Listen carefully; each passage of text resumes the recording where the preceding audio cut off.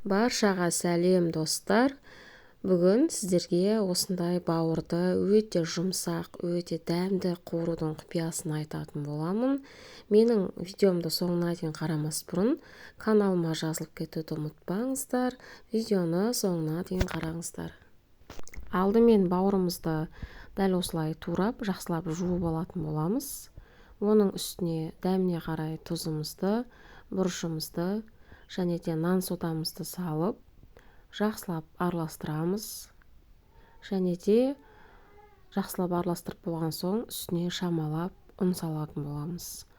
Ұнды бауырдың көлеміне қарай саласыздар. Мен осы 300 граммдай бауырға кішкене қасықпен 2-3 қасықтай салдым. Және де дәл осы, міне біздің бауырымыз дайын. Қызып тұрған майға жақсылап екі бетін қызартып қуырып алатын боламыз. Бар жоғы дәл осылай пісіріп аламыз достар. Міндетті түрде осылай жасаңыздар. Өте дәмді болып шығады. Осылай қызарғанша ұстап, сосын екінші бетін қызарғанша қуырып аламыз.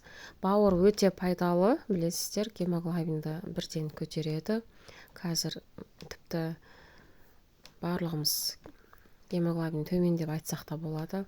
Міне біздің бауырымыз дайын. Бетіне осылай пиязбен тартсаңыздар болады. Өте дәмді болып шығады. Видеоны соңына дейін қарағандарыңыз үшін рахмет. Хош, сау болыңыздар. Менің каналыма жазылып кетуді ұмытпаңыздар. Сіздермен болған Әйгерім.